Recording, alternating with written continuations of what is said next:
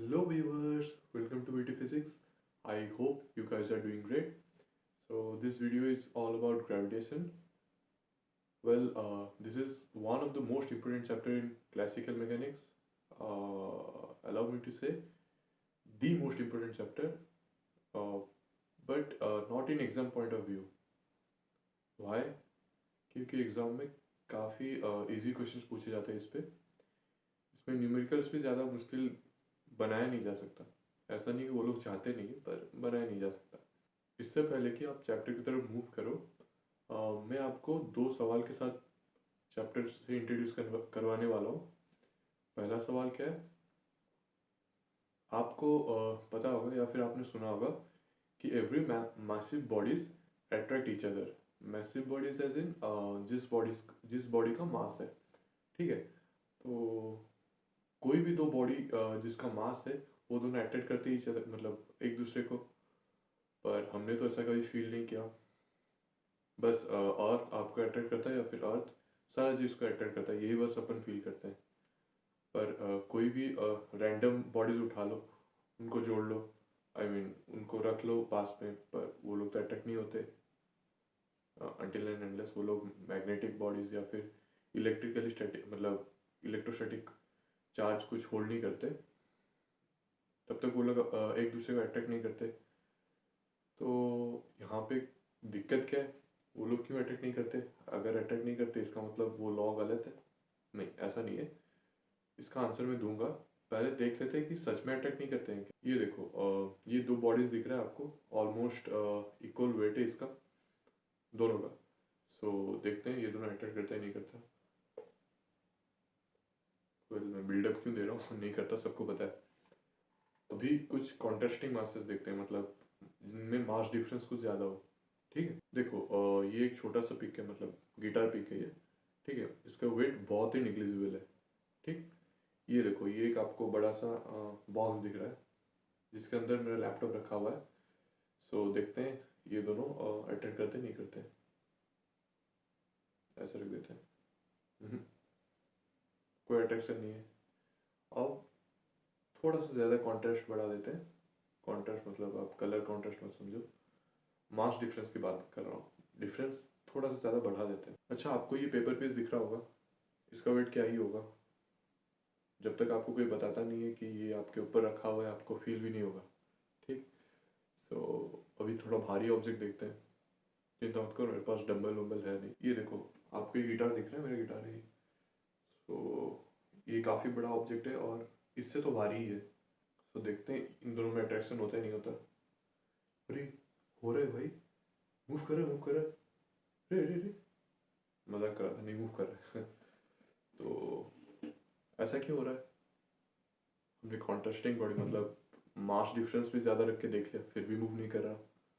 Equal masses body को भी देख लिया, वो भी नहीं कर रहा। तो इसका मतलब लॉ गलत है? नहीं, ऐसा नहीं है, लॉ सही है। कैसे सही है मैं आपको वीडियो में बताऊंगा। एटलीस्ट इस सवाल का जवाब तो मैं आज ही दे दूंगा। अभी मैं दूसरा सवाल पूछता हूँ। अच्छा, आप कोई भी ऑब्जेक्ट अगर ऊपर से ड्रॉप करते हो तो अर्थ उसको खींच लेता है। ठीक, तो धड़ाम से जाके वो अर्थ की सरफेस में गिरता है। खुद ही को देख लो, आप छत के ऊपर चढ़ जाओ, कूद जाओ, मत करना। बोल रहा हूँ, कूदोगे तो नीचे गिरोगे, आपका हड्डियाँ टूटेगा। मतलब अर्थ बहुत जोर से खींचता है सारा ऑब्जेक्ट्स को। अच्छा, अगर ऐसा है तो अर्थ मून को क्यों नहीं खींच रहा? मतलब मून आके अर्थ के सरफेस में क्यों नहीं गिर रहा? और सन का मास जो कि अर्थ के मास से और भी ज़्यादा है, बहुत ज़्यादा है, तो वो अर्थ को क्यों नहीं खींचता अपनी तरफ और अर्थ जाके सन के सरफेस में क्यों नहीं गिरता? मुझे इस बात का अफसोस नहीं है, बहुत अच्छी बात है कि नहीं गिरता, पर ऐसा होता क्यों है? इसका जवाब मैं शायद से नेक्स्ट वीडियो या फिर उसके बाद वाले वीडियो में दूंगा। तो पहला सवाल का तो जवाब आज ही मिल जाएगा। तो मूव करते हैं वीडियो की तरफ। ठीक है, तो चलो ब्लैक बोर्ड को मूव करते हैं। आई गेस आप लोग को स्क्रीन दिख रहा होगा। तो ये तीन इमेजेस आप देख रहे हो, ठीक है। इसका सिग्निफिकेंस क्या है? वेल, ये दोनों का तो नहीं है, इसका और इसका तो कोई सिग्निफिकेंस नहीं है, पर ये जो फॉर्मूला है, कलर में, हाँ, ये जो फॉर्मूला है इसका बहुत ज़्यादा सिग्निफिकेंस है, इसको हम डिटेल में पढ़ेंगे आगे चैप्टर में। पहले आप देख लो ग्रेविटेशन होता क्या है, ठीक है। तो ये दोनों स्टेटमेंट्स डायरेक्टली गूगल से छापे हैं। तो ये देखो, मूवमेंट टूवर्ड्स और अट्रैक्शन टू समथिंग। ग्रेविटेशन क्या है, मतलब gravitation as a gravitational force.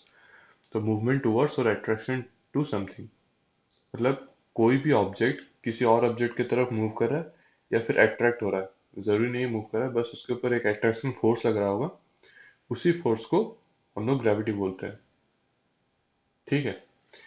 और सेकेंड डेफिनेशन क्या है जो कि ज़्यादा अप्रोप्रिएट है, मूवमेंट और tendency to move towards centre of gravity as in the falling of bodies to the अर्थ।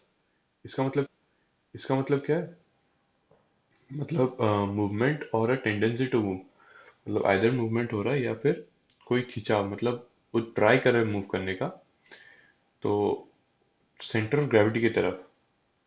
मैं क्या बोलना चाहता हूँ आपको डायग्राम के थ्रू समझा रहा हूँ। ये देखो, ये कोई एक ऑब्जेक्ट है, मान लो M1, ठीक है। और ये कोई एक दूसरा ऑब्जेक्ट M2। तो ये हो गया M1 का सेंटर ऑफ मास। एज्यूम करो कि अपन ने कैलकुलेट कर रखा है पहले से। तो ये M1 का सेंटर ऑफ मास हो गया, आई मीन ग्रेविटी हो गया, और इसका सेंटर ऑफ ग्रेविटी कहीं यहाँ पर है, एज्यूम कर लो। तो M1 के ऊपर M2 की वजह से कैसे फोर्स लगेगा, यू अट्रैक्टिव फोर्स लग रहा है ग्रेविटी। हाँ, ये चीज़ याद रखियो कि ग्रेविटेशनल फोर्स हमेशा अट्रैक्टिव होता है, ठीक है। अनलाइक इलेक्ट्रोस्टैटिक फोर्स जो कि अट्रैक्ट भी करता है, रिपल्स भी करता है, या फिर जो भी दूसरे तरीके का फोर्स होता है, ग्रेविटेशनल फोर्स हमेशा अट्रैक्ट करता है। और वो हर मैसिव ऑब्जेक्ट में होता है, मैसिव एज इन जिस ऑब्जेक्ट का मास है।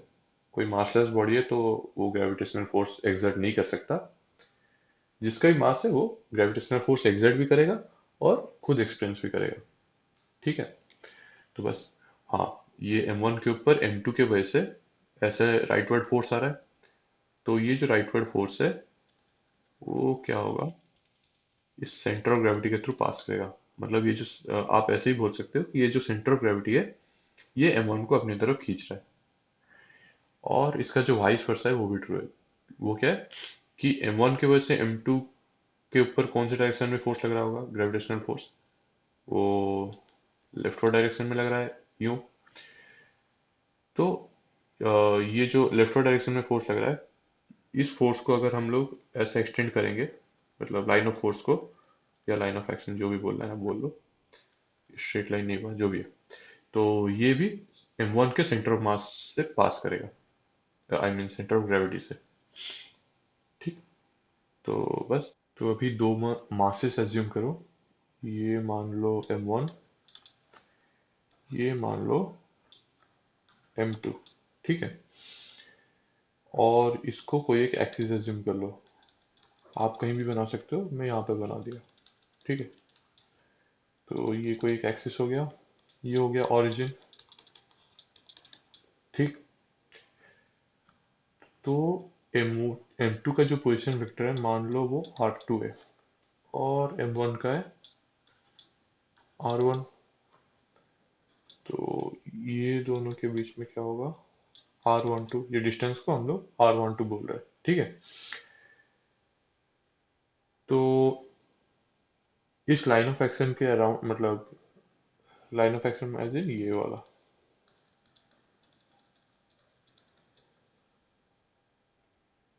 तो इसके थ्रू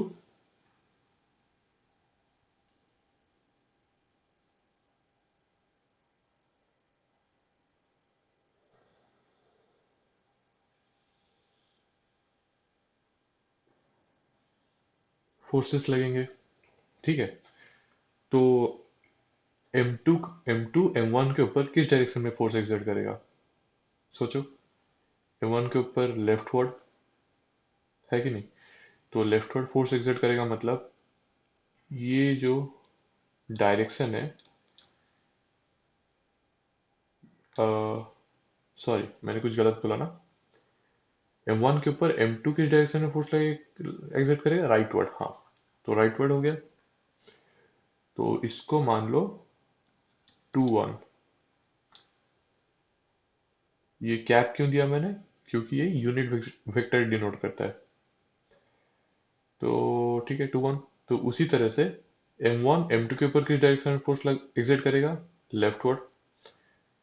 तो इस डायरेक्शन को अपन बोल लेते हैं R12।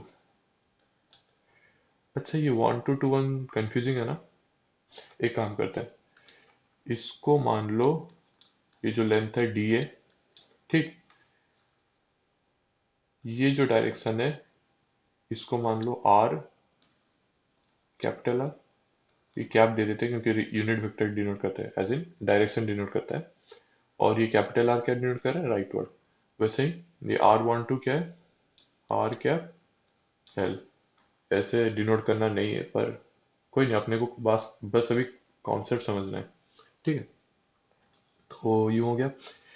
अभी एक चीज मैं बता रहा हूँ आपको, जो ग्रेविटेशनल फोर्स होता है ना, एफ, वो प्रोपोर्शनल होता है प्रोडक्ट ऑफ द मासेस, मतलब M1 M2 upon square of the distance between them, मतलब डी स्क्वायर। ठीक। तो अभी अगर हम लोग एफ M1 को कंसीडर करेंगे तो क्या होगा? एफ M1 प्रोपोर्शनल हो गया M1 M2 upon R12 square, मतलब डी स्क्वायर, डी तो R12 है ना, 12 स्क्वायर। और डायरेक्शन क्या हुआ? R12, force exerted by M1 on M1 नहीं, ठीक है। फिर एफ M2 कैसे हुआ? उसी तरह से M1 M2 upon R21 I mean 12 है, 12 स्क्वायर इंटू डायरेक्शन क्या है इसका? R cap 21। ठीक। तो बस अभी ये प्रोपोर्शनलिटी साइन हटाते हैं। ठीक है, तो अगर हम लोग प्रोपोर्शनलिटी साइन हटाएंगे तो उसके जगह एक कांस्टेंट डालेंगे। ठीक। तो कांस्टेंट क्या हुआ? एफ इज इक्वल टू जी। ये अभी के लिए एज्यूम करो कुछ एक कांस्टेंट है, इसको हम लोग ग्रेविटेशनल कांस्टेंट बोलते हैं। उसका वैल्यू भी हम लोग डिराइव करेंगे, पर अभी के लिए जी मान लो। ठीक है, तो जी M1 M2 upon T square. इसको थोड़ा मतलब अच्छा दिखने लायक लिखने के लिए ये स्क्वायर नीचे कहाँ लिख दिया मैंने? ऊपर स्क्वायर। ठीक। तो इसको थोड़ा अच्छा दिखने के लिए कैसे लिखना है? G M1 M2 upon R12 square R cap. ये आर कैप क्या है? डायरेक्शन। वो इन दोनों में से कोई एक होगा, तो अपने हिसाब से देख लो। ठीक। चलो मैं लिख ही लेता हूँ। एफ M1 क्या हो गया? G times M1 M2 upon R12 square R12 cap. F M2 क्या हुआ? G times M1 M2 upon R12 square R21 cap. ठीक। तो ये होता है ग्रेविटेशनल फोर्स। तो अभी एक सिंपल न्यूमेरिकल करते हैं अपन। ये कोई एक मास M1 है, ठीक। और ये कोई एक मास M2। तो अपने को क्या करना है? Find the position where the net F जी।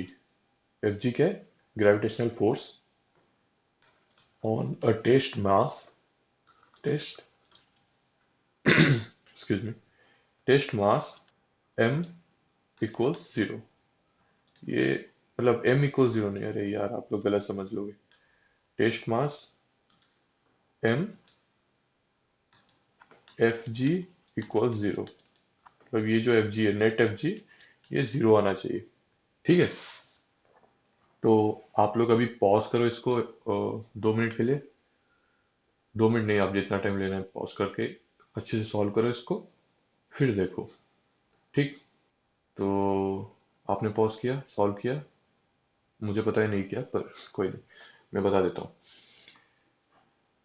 तो ये देखो, इसका टोटल 3 पोजिशंस हो सकता है। ठीक, क्या क्या हो सकता है? ये P1, मतलब हम लोग ये लेफ्ट साइड में कहीं पे प्लेस कर सकते हैं बॉडी को। ये हो गया P2, यहाँ पे कहीं प्लेस कर सकते हैं बॉडी को, या फिर P3, ये हो गया पोजीशन 3, यहाँ कहीं प्लेस कर सकते हो। आप ऊपर या नीचे भी प्लेस कर सकते हो, मतलब यहाँ पे या यहाँ पे भी प्लेस कर सकते हो। पर ये देखो, यहाँ पे प्लेस करने से क्या होगा, ये भी अट्रैक्ट करेगा, ये भी अट्रैक्ट करेगा, तो इसके ऊपर नेट फोर्स इस डायरेक्शन में कुछ लगेगा, जिसकी वजह से ये एक्सलेट करेगा, मतलब नेट फोर्स जीरो नहीं है, नेट ग्रेविटेशनल फोर्स जीरो नहीं है। तो इसके ऊपर भी ऐसे यूं यूं, तो कुछ एक रिजल्टेंट लगेगा, जिसकी वजह से नेट ग्रेविटेशनल फोर्स इसके ऊपर भी जीरो नहीं है, मतलब इस पोजीशन में भी जीरो नहीं है। तो अपने पास अभी 3 ही पॉसिबिलिटी बचे। अब अभी हम लोग P1 को एनालाइज करते हैं। तो मान लो इस जगह पे मैंने टेस्ट मास m को रख दिया। ठीक, तो m के ऊपर क्या क्या फोर्स आ रहा है, मतलब ग्रेविटेशनल फोर्स आ रहा है m1 के वजह से, ये मान लो F m1 हो गया। m2 के वजह से कौन सी डायरेक्शन में, उसी डायरेक्शन में, तो ये हो गया F m2। तो F नेट क्या हो गया, F m1 plus F m2, जो कि जीरो के बराबर नहीं है। ठीक, अभी हम लोग पोजीशन 3 को देखते हैं। कोई अलग कलर देख लेते हैं। हाँ, ये हो गया मास m, तो इसके ऊपर फोर्स कैसे लग रहा है, m2 के वजह से लेफ्टवर्ड F m2, और m1 के वजह से वही लेफ्टवर्ड F m1। ठीक, तो बस F net equals F m1 plus F m2, which is not equal to zero. ठीक है, तो अभी हम लोग ये एक पोजीशन को स्टडी करना है। स्पॉइलर अलर्ट, यही पोजीशन होगा, कैसे देख लो। ये हो गया m, तो m1 की वजह से फोर्स कैसे लग रहा है, यूं F m1, m2 की वजह से फोर्स कैसे लग रहा है, यूं F m2। ठीक, तो ये पोजीशन 2 के एरिया में भी, मतलब इन दोनों मास के बीच में ही कहीं पर, मतलब वो पॉइंट होगा जहां पर कि नेट ग्रेविटेशनल फोर्स जीरो होगा। ठीक है, तो अभी जो लोग ये बोल रहे हैं कि ये दोनों का मिड पॉइंट होगा वो, तो वो लोग, जाहिर सी बात है, गलत है। ठीक, क्यों गलत है बता रहा हूँ। इसको हम लोग एक आइसोलेट कर लेते हैं। ये देखो, आइसोलेट मतलब ये m1 m2। ठीक, तो अपने को इस पोजीशन को देखना है, स्टडी करना है। तो ये m हो गया, तो इस टोटल डिस्टेंस को मान लो d, ये डिस्टेंस मान लो d, एज्यूम करो ये अपने को पता है। ठीक, तो ये कुछ मान लो d1, तो ये क्या हो गया, d माइनस d1, सिंपल है। ठीक, तो अभी के लिए इसको d2 मान लो, d2। ठीक, तो m1 के ऊपर m1 का एफबीडी बनाते हैं, free body diagram. I hope आप लोग को बनाना आता होगा। ठीक है, तो m1 के ऊपर फोर्स लगेगा, m के ऊपर फोर्स लगेगा m1 की वजह से, F m1, जिसका वैल्यू क्या है, G m m1 upon d1 square. ठीक, अभी कोई एक और कलर देख लेते हैं। हाँ, ये हो गया आपका F m2, उसका वैल्यू क्या है, G m m2 upon d2 square. ठीक है, तो अभी अपने को क्या करना है, एफ नेट जीरो, मतलब हमको इस तरीके का पोजीशन निकालना है जहां पर कि एफ नेट जीरो होगा। तो एफ नेट क्या है, F M two minus F M one. आप उल्टा भी कर सकते हो, वो साइन एडजस्ट हो जाएगा, पर अभी देख लो, इक्वल टू जीरो। ठीक है, एफ नेट जीरो ही निकालना है ना अपने को, तो इक्वल टू जीरो हो गया। तो इसका मतलब क्या है, F M two that is equal to F M one, simplify G M M one upon D one square is equals G M M two upon D two square. ठीक है, तो पहले तो कांस्टेंट गया, फिर m गया। ठीक, तो क्या बचा, D two square upon D one square equals M two upon M one. समझ में आ रहा है? So this implies D two को हम लोग सब्स्टिट्यूट कर देते हैं डी माइनस डी वन से। So D minus D one whole square. अरे आपको दिख नहीं रहा होगा ना, दिखा आपको? मैं फिर से बोल देता हूँ कि ये देख लो, कलर चेंज करते हैं। हाँ, तो ये हमने क्या किया, F net equals to zero, ये आपको दिख गया होगा यहाँ पे। तो F M two minus F M one equals to zero, तो this implies F M two equals F M one. तो एफ एम टू का वैल्यू क्या था, हमने यहाँ पे देखा था, एफ एम टू का वैल्यू ये हो गया, वो यहाँ पे लिख दिया। फिर oh sorry, F M one का वैल्यू, फिर एफ एम टू का वैल्यू ये हो गया, तो वो भी यहाँ पे लिख दिया अपन ने। तो उसी को काट पीट के आपका ये रिजल्ट आया। ठीक है, जो भी आया, तो हम लोग उसको सब्स्टिट्यूट किए इससे। तो d minus D one square, मतलब d2 की जगह ये लिख दिया अपन ने। उसके बाद मतलब upon D one square is equal to M two upon M one. अभी आपका d नोन है तो d1 निकाल लो, फाइंड d1। मैं नहीं निकालने वाला, मैं बड़ा आलसी आदमी हूँ। ठीक है, समझ लो आप। तो आप खुद ही सॉल्व कर लो, नहीं भी करोगे तो चलेगा, आपको कॉन्सेप्ट समझ में आना चाहिए बस। तो बस ये न्यूमेरिकल हो गया। कुछ इंपॉर्टेंट पॉइंट्स है आपको जानने लायक, तो हम लोग इसको नोट कर लेते हैं। नोट, पहला क्या है, unlike electrostatic,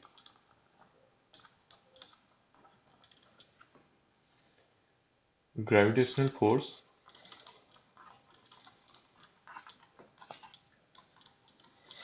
is always attractive। ठीक, सेकंड क्या है, ये वीकेस्ट फोर्स होता है सारे नॉन कांटेक्ट फोर्स को अगर आप लोग कंपेयर करोगे तो। वीकेस्ट फोर्स, अच्छा वीकेस्ट फोर्स कैसे हो गया, खुद ही सोचो। आप 2 माले की बिल्डिंग से छलांग मारोगे तो आपका कमर टूट जाएगा, ठीक है, कितना जोर से लगता है। पर वीकेस्ट फोर्स कैसे हुआ, इसको भी मैं बताऊंगा, थोड़ा वेट कर लो। थर्ड पॉइंट क्या है, कुछ नहीं, बस हो गया इतना ही। तो अभी हम लोग डिराइव करेंगे एक्सीलरेशन ड्यू टू ग्रेविटी। ठीक है, तो मान लो ये अर्थ है, अर्थ जैसा दिख तो नहीं रहा, कोई नहीं, ये अर्थ है और इसका मास मान लो एम ई है। ठीक, और ये कोई एक इंसान है बहुत ही बड़ा सा, तो ये अर्थ के सरफेस के ऊपर खड़ा है, जैसे आपको दिख रहा है, जैसे कि आपको दिख रहा है। तो ये क्या हो गया, इस मैन के ऊपर अर्थ किस तरह से फोर्स लगाएगा, you, toward centre of gravity. हाँ, ये अर्थ का सेंटर है, ठीक है, तो आर ई क्या है, रेडियस ऑफ अर्थ, तो टुवर्ड सेंटर ऑफ ग्रेविटी। ठीक, तो मान लो ये मैन जो है सेंटर ऑफ ग्रेविटी के टुवर्ड्स एक्सलेट करेगा जी से। तो अभी हम लोग एज्यूम कर लेते हैं acceleration due to gravity equals G. तो इस मैन के ऊपर कितना फोर्स लग रहा है, एम जी। ठीक, तो बस अर्थ इस मैन के ऊपर कितना फोर्स लगाएगा, मतलब एम जी तो लगाएगा, ये तो दिख ही रहा है, पर ग्रेविटेशनल फोर्स के टर्म्स में कितना लगाएगा। तो एफ एम ई क्या हो गया, G M M E upon क्या आर स्क्वायर। अब ये देखो आर कितना है, यहाँ से इतना डिस्टेंस, मतलब सेंटर से सरफेस तक का डिस्टेंस क्या है, आर ई। ठीक, तो ये हो गया R E square G M one M two upon R E square towards centre. तो जो कि क्या किसके बराबर है, एम जी के बराबर। So G M M E upon R E square is equals to M G. ठीक है, तो ये m कैंसिल आउट हो गया, this implies g is equal to G M E upon R E square. ठीक, जो कि अपने को पता है 9.8 मीटर पर सेकेंड स्क्वायर। समझ में आ गया। बस अभी हम लोग डिराइव करते हैं ये ग्रेविटेशनल कांस्टेंट का वैल्यू कितना है। हाँ, ये एक बात ध्यान में रखो कि ये एक्सलेशन ड्यू टू ग्रेविटी इस तरीके से नहीं निकालना है। मतलब जब पहले जो सबसे पहले जिसने भी निकाला होगा वो इस तरीके से नहीं निकाला है, वो कुछ अलग टेक्निक था, पर मैं बस बता दिया कि ग्रेविटेशनल के टर्म्स में एक्सेलरेशन ड्यू टू ग्रेविटी मतलब होता क्या है। ठीक, तो क्या होता है G M E upon R E square. ठीक है, तो अभी हम लोग डिराइव करेंगे ग्रेविटेशनल, आपको दिख रहा होगा ग्रेविटेशनल कांस्टेंट। ठीक, इसको अभी हम लोग डिराइव करेंगे। तो देख लो ये कोई एक सेटअप है, ठीक है। तो ये एक स्ट्रिंग है, ठीक, और ये रॉड है। ये रॉड क्यों है, क्योंकि ये इसलिए रॉड है क्योंकि यहाँ पे रॉड लग गया, जिसकी वजह से जो अर्थ के ऊपर जो ग्रेविटेशनल फोर्स आएगा ना, अर्थ की वजह से जो ग्रेविटेशनल फोर्स आएगा उसके वजह से ये जो मासेस m1 है वो नीचे गिरेंगे नहीं। ठीक, तो अगर यहाँ पे हम लोग एक रोप लगा दिए होते तो वो रोप स्लैक कर जाता, मतलब बेंड हो जाता। ठीक, तो जैसे कि आप देख रहे हो रॉड है तो कुछ बेंड नहीं होगा, तो जिसकी वजह से अर्थ का जो ग्रेविटेशनल फोर्स है उसका कुछ असर नहीं होगा। ठीक है, और ये जो मासेस m2 है ये फिक्स्ड है। ठीक, तो ये जो m2 और m1 की वजह से जो फोर्स ऑफ अट्रैक्शन होगा, ग्रेविटेशनल फोर्स ऑफ अट्रैक्शन, तो उसकी वजह से ये जो m1 है वो इस तरह से मूव करेगा। ठीक है, तो ये मान लो लेंथ जो है x है, ये लेंथ x हो गया, और इसको आप लोग d मान लो, d डिस्टेंस। ठीक है, तो इसके ऊपर फोर्स मान लो F लग रहा है, इसके ऊपर भी और इसके ऊपर भी, अंडरस्टूड है। मास और डिस्टेंस है मतलब फोर्स एक ही लगे, मतलब इक्वल मैग्नीट्यूड ही लगेगा। तो अभी आपको एक चीज तो याद ही होगा कि स्प्रिंग के ऊपर जो फोर्स लगता है, मतलब स्प्रिंग जब डिफॉर्म करता है तो वो एक फोर्स लगाता है, क्या, इक्वल टू के एक्स। एक्स क्या है, डिफॉर्मेशन लेंथ। वैसे ही स्ट्रिंग जब रोटेट करता है वो भी एक मतलब रिस्टोरिंग फोर्स लगाता है। समझ में नहीं आया, ये देखो। ये देखो, ये चार्जर कॉर्ड है। वेल मुझे आसपास कुछ मिला नहीं है ऐसे, तो ये कॉर्ड है। ठीक है, थोड़ा ऊपर कर लेते हैं। हम्म, दिखा आपको। इसको अगर हम रोटेट करेंगे यूँ, अभी छोड़ दोगे, वापस अपनी जगह आ गया। देखा, फिर से देखो, ये देखो, छोड़ दिया, वापस अपनी जगह आ गया। ठीक, आई होप आप समझ गए होंगे। तो चलो फिर से व्हाइट बोर्ड की तरफ मूव करते हैं, आई मीन ब्लैक बोर्ड। ठीक है, समझ गए आप लोग। तो बस रिस्टोरिंग फोर्स लगाता है, तो उस फोर्स को मान लो हम लोग एफ क्या स्ट्रिंग बोल देते हैं, जिसका वैल्यू क्या हो गया के थीटा। थीटा क्या है, एंगल रोटेटेड, मतलब जितना एंगल वो रोटेट करेगा वो क्या, के थीटा। ठीक है, तो हमको क्या पता है, के भी पता है, थीटा भी पता है। थीटा कैसे पता है, ये देखो, अगर रोटेट करेगा तो ज़्यादा से ज़्यादा क्या होगा, ये इस मतलब m1 m2 के साथ कोलाइड कर जाएगा। ठीक है, तो हमको ये एंगल तो पता ही होगा, थीटा मेजर कर सकते हैं अपन। तो वैसे ही ये एंगल भी थीटा हो गया। हमको थीटा पता है, हम लोग एक्सपेरिमेंट के थ्रू के भी पता कर लिए। ठीक, तो हमको ये नोन हो गया, ये नोन वैल्यू हो गया। अब देखो ये जो फोर्स एफ है उसका वैल्यू क्या होगा? सिंपल है, G m1 m2 upon R square. R क्या है? एक्स। तो एक्स स्क्वायर हो गया, हमको एक्स भी पता है। ठीक, अभी और एक बात आप याद रख लो, मतलब अगर आपने रोटेशन का कुछ भी आइडिया होगा तो आपको पता ही होगा, पर टॉर्क टॉर्क जो होता है वो होता है force into distance, perpendicular distance from axis of rotation. तो अब देखो इस एफ के वजह से कितना टॉर्क लगेगा? कौन सा कलर लूं? ये लाइट ब्लू ले लेता हूँ। ठीक, तो यहाँ पे देखो ये हो गया, क्या है, डी बाई टू। ठीक है, 90 डिग्री हो गया एंगल, तो परपेंडिकुलर हो गया, डी बाई टू डिस्टेंस हो गया। तो torque due to one of the F, मतलब दोनों टॉर्क का मैग्नीट्यूड तो एक ही होगा और डायरेक्शन भी एक ही है। क्यों? क्योंकि ये लोग anti clockwise, clockwise anti clockwise, पता नहीं यार, ऐसे ये ऊपर जाएगा ये नीचे आएगा, बस ये नीचे आएगा ये ऊपर जाएगा, यू मोशन होगा, यू क्लॉक एंटी क्लॉक आप देख लो। तो ये tower, I mean torque of F, one of the Fs, ये कितना हो गया? F times D by two. वैसे total torque due to F ये कितना हो गया? F times D by two plus वही F times D by two, so F D, ये हो गया आपका टॉर्क। तो हमने यहाँ पे देखा था एफ हमको पता है, टॉर्क भी पता चल गया। तो स्ट्रिंग, जब टॉर्क की जब रोटेट करेगा तो स्ट्रिंग अपना ओरिजिनल पोजिशन रिस्टोर करेगा।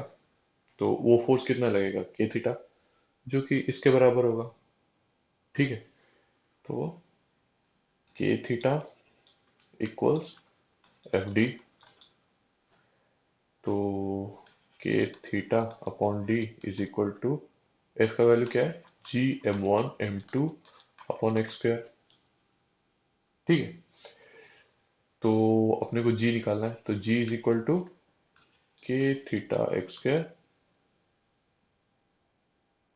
Upon m1 m2 D.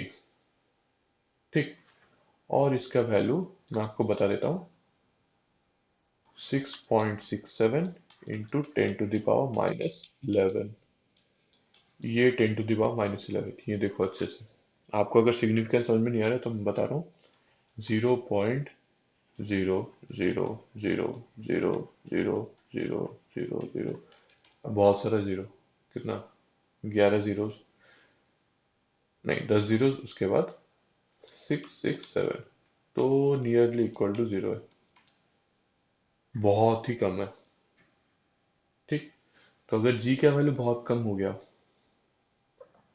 तो जी m1 m2 upon R square, तो अभी आर स्क्वायर भी तो डिक्रीज करने का ही काम करेगा, तो ये बहुत ज़्यादा कम वैल्यू हो गया।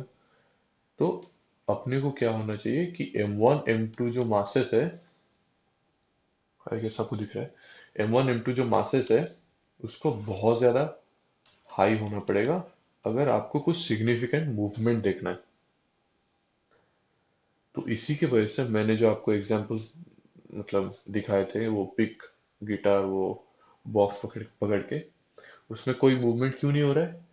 क्योंकि ये m1 m2 का जो प्रोडक्ट है वो इतना मतलब ज़्यादा मतलब बहुत ही ज़्यादा कम है।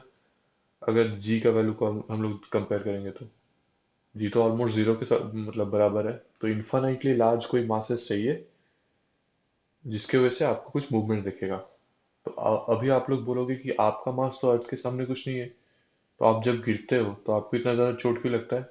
अब देखो, आपने न्यूटन सेकंड लॉ तो पढ़ा होगा, वो क्या है? dp अपॉन dt, तो वो क्या हो गया, dmv अपॉन dt। तो यहाँ पे तो मास कांस्टेंट है, इसके वजह से m times a is equal to f। तो ग्रेविटेशनल फोर्स इंटरेक्टिव फोर्स है और दोनों बॉडीज के ऊपर सेम मैग्नीट्यूड लगता है। तो अर्थ के ऊपर जो फोर्स लगेगा, मान लो F, अर्थ के ऊपर जो फोर्स लग रहा है वही फोर्स आपके ऊपर भी लग रहा है, ठीक है। तो अर्थ का जो मास है बहुत ज्यादा हाई है, तो मान लो एक्सीलरेशन ऑफ अर्थ क्या बोलते हैं इसको, ए ई मान लो, ये क्या हो गया, एक्सीलरेशन ऑफ अर्थ। और ए एम मान लो ये आपका एक्सीलरेशन है, एक्सीलरेशन ऑफ मैन और वुमेन, ठीक है। तो जो भी छत से कूदना चाहता है उसका मास। तो M E into A E is equal to M into A M. ये एम क्या है, mass of the person who is going to jump from the ceiling और आई मीन रूफ। तो ये देखो, M E upon M is equal to A M upon A E, ठीक है। तो यहाँ पे क्या हो रहा है,